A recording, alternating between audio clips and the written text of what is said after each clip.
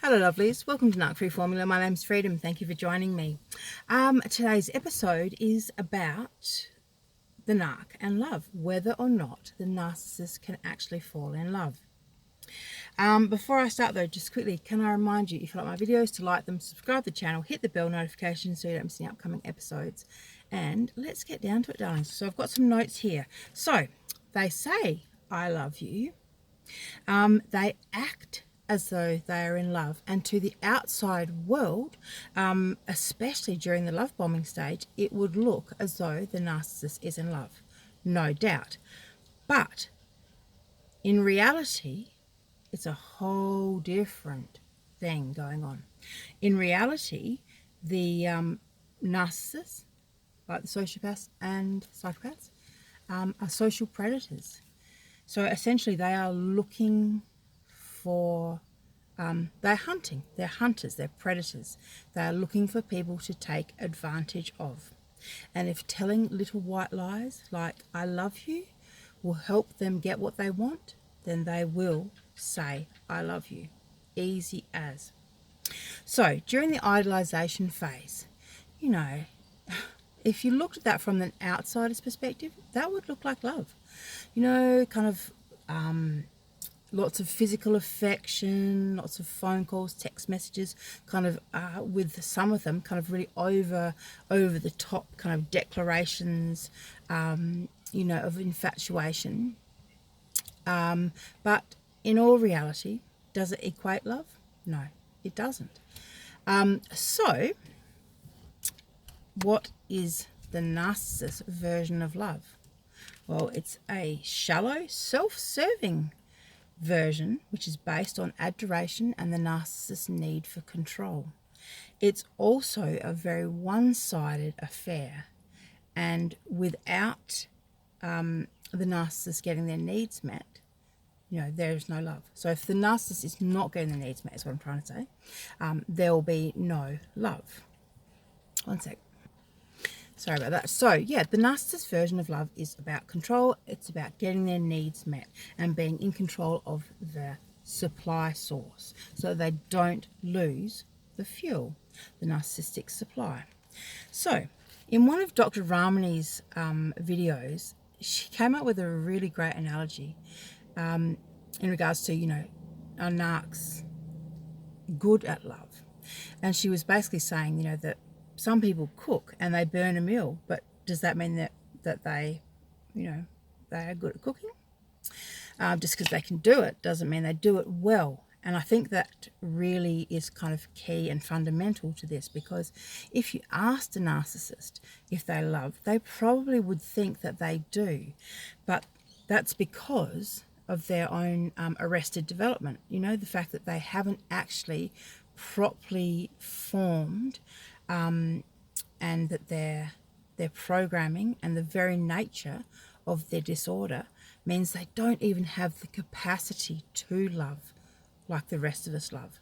They think that they do, they say that they do, but in actuality they don't. Their love is very shallow. But the fact remains that for us as the partners or ex-partners, we go through moments of grieving that love and, you know, and asking ourselves, well, surely they loved me. I mean, that was love, wasn't it? And it can be very confusing. But it's sad, but it's true. And the fact is that we need to accept that wasn't healthy, mature love by anyone's stretch of the imagination.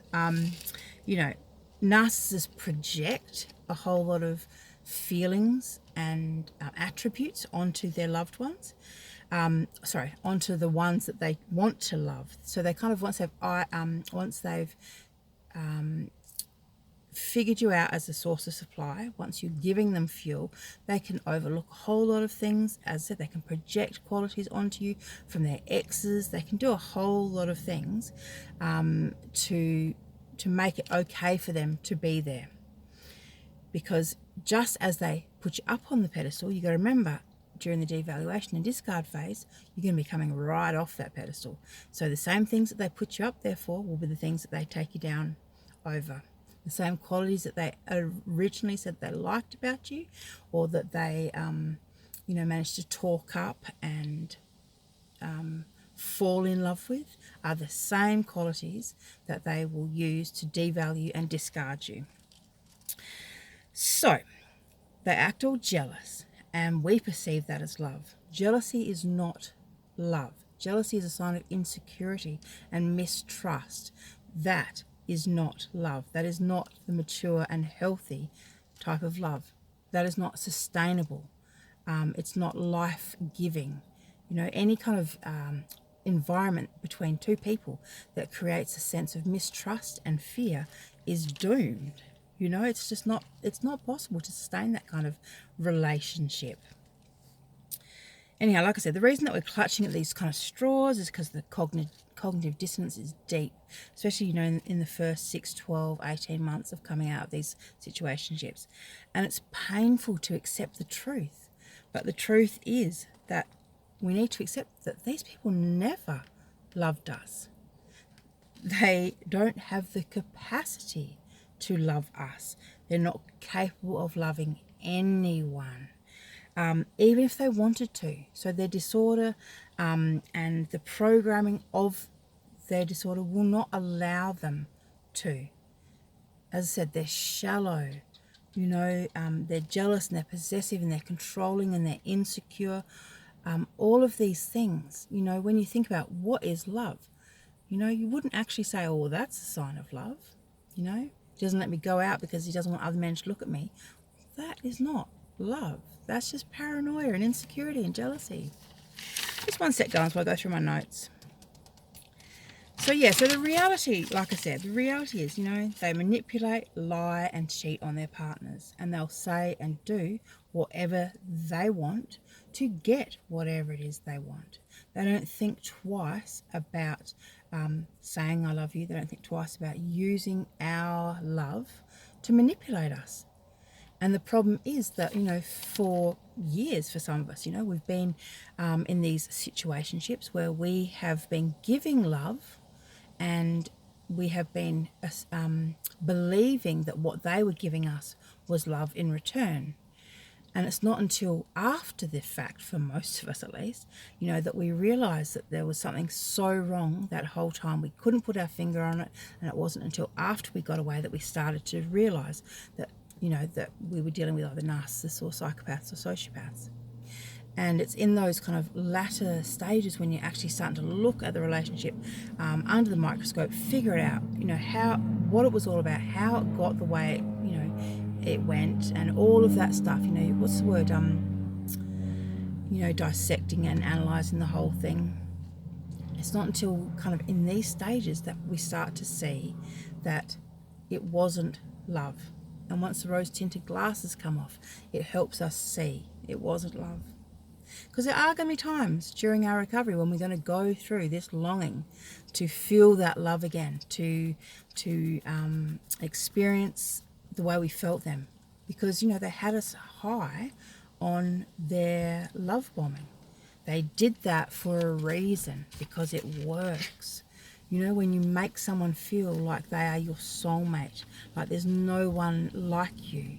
When you make someone feel so special, so important, so significant, that stuff's pretty addictive. That stuff's pretty heady. So it's hard to kind of walk away from that and just forget about it. But the reality is that is actually what we need to do. We just need to accept that they can't love. Even if they wanted to, they don't have the capacity to run healthy, normal, long-term relationships. They're doomed. Darlings, they're doomed, but we are not. All right, just remember that. We are not. All right, lovelies, thank you for watching. And if anyone wants a one-on-one consult with me, the links are always in the description box. And take care. Nice to talk to you, and I'll see you not tomorrow but the day after.